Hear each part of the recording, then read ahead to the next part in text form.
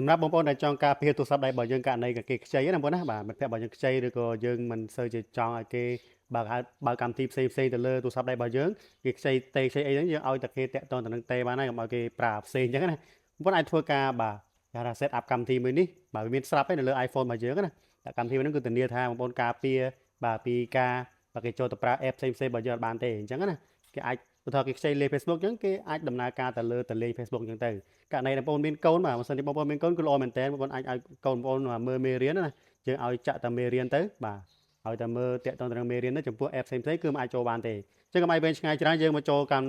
មើលពីវិធីទាំងអស់គ្នាបងគាត់អាចចូលមកកាន់ setting មកណាបាទ setting មកបង scroll ឡើងលើបន្តិចមកឲ្យឃើញពាក្យថា accessibility បងណាបាទនេះរូបមនុស្សនេះបាទឆ្កេងឆ្កាងហ្នឹងចុចមកបាទមិនចេះអានអក្សរអង់គ្លេសទេយើងអានចំណាំទៅលើ logo icon ទៅអញ្ចឹងបងប្អូនយើង scroll ឲ្យចុះក្រោមមក scroll ឡើងលើទីមកឃើញពាក្យថា guide access បាទបងប្អូនណា guide access អញ្ចឹងបងប្អូនគ្រាន់តែបើកកម្មវិធីមួយហ្នឹងមកបាទបើកកម្មវិធីមួយហ្នឹងមកបើខ្លាច់មកអញ្ចឹងកន្លែងនេះបងប្អូនធ្វើការ set ទៅនៅ postcode បងប្អូនណាហើយ postcode នេះយើងត្រូវចាំដែរបងប្អូនណាបាទកុំឲ្យភ្លេចណាបាទករណីយើងភ្លេចទៅគឺវាពិបាកដែរអញ្ចឹងណាតែបើសិនជាភ្លេចយើងមានវិធីនៃការដោះស្រាយដែរបើសិនជាបងប្អូនចាំនៅ Apple ID បាទចាំនៅ password Apple ID បងប្អូនគឺវាមិនអាចគេថាមានបញ្ហាអីទេបងប្អូនណាសំខាន់គឺយើងត្រូវចាំតាក់ទងទៅនឹង password Apple ID តែបើយើងចាំជាមួយនឹង postcode មួយនេះបាទ password ដែលយើងដាក់ហ្នឹងគឺយើងមិនអាចព្រួយបារម្ភទៅនឹងការភ្លេច password ទេអញ្ចឹងខ្ញុំសូមបញ្យល់បន្តិចតាក់ទងទៅនឹង time បាទ time limit ណាបងអាចធ្វើការកំណត់បាទគេហៅថា speak ឬក៏សំឡេងឲ្យយើងដឹងថាទូរស័ព្ទដៃមួយហ្នឹងគឺត្រូវបានដោះចេញអញ្ចឹងណាបាទដោះទៅនឹង guide access ហ្នឹងតែទៅនឹង display unlock នេ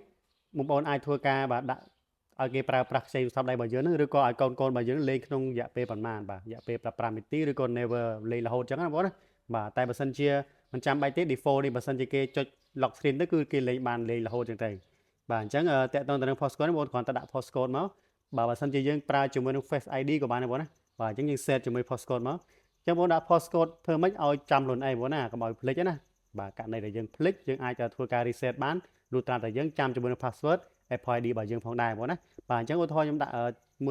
1 1រហូតទៅបាទមួយទៀតម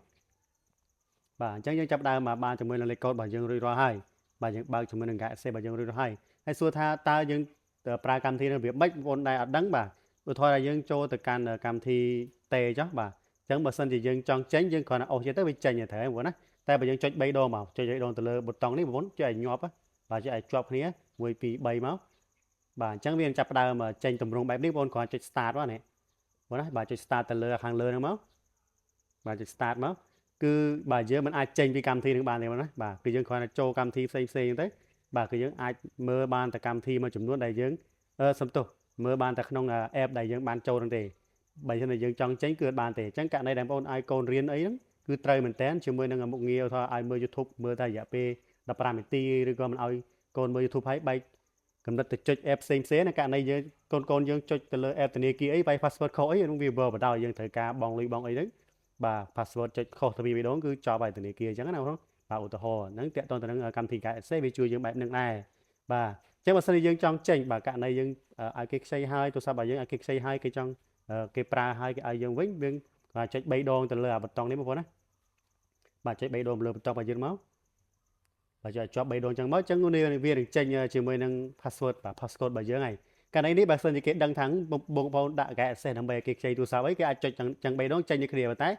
ែគេមិនអាចចុច password របស់យើងបានទេគេអត់ដឹង password របស់យើងប្រហែលអញ្ចឹងណាបាទហ្នឹងវាមិនមែនចេះតែបាទចេញងាយទេអញ្ចឹងករណីយើងយូរ Wi password ពេកបាទ UI postcode ពេកវានឹងលោតចេញបែបនេះអញ្ចឹងយើងចុច3ដងមកដើម្បីចាក់ចេញពី guide access របស់យើងហ្នឹងបាទចេញងាប់3ដងធម្មតាបងណាបាទអញ្ចឹងបើសិនជាយើងលក្ខណៈថាយូរពេកបាទចុចលេខយូរពេកវាឲ្យយើងរងចាំទៅនឹង scan ឬក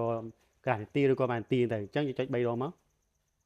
បាទអញ្ចឹងយើងបាយ password មក password របស់ខ្ញុំវិញគឺលេខ1ទាំងអស់បងណាបាទចំពោះ postcode នេះយើងអាចធ្វើការផ្លាស់ប្ដូរបានអញ្ចឹងបន្ទាប់ពីយើងចុច postcode ហើយយើងចុច add នេះមកបងណាបាទចុច add នេះបាទចុច add ហ្នឹងមកគឺកម្មវិធី guide access របស់យើងហ្នឹងគឺបានបញ្ចប់ហើយ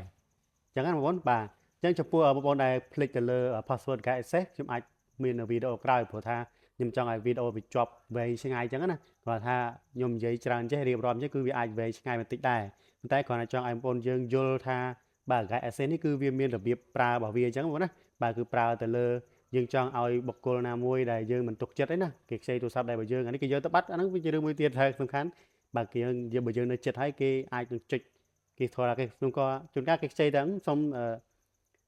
តេបន្តិចប៉ុន្តែគេមិនតេគេចូលចុចអីរបស់យើងទៅពេលខ្លះយើងត្រូវការ private ដែរបាទទូរស័ព្ទដែលយើងផ្ទាល់ខ្លួនអញ្ចឹងវីដេអូរបស់ខ្ញុំគឺមានតែប៉ុណ្្នេះតើតើទៅនឹងកម្មវិធី Guide Access គឺមានតែប៉ុណ្្នឹងឯងបាទនិយាយរៀបរាប់ច្រើនតិចដើម្បីប្រពន្ធបានយល់អរគុណច្រើនជួបគ្នាវីដេអូក្រោយជម្រាបលាបាយបាយ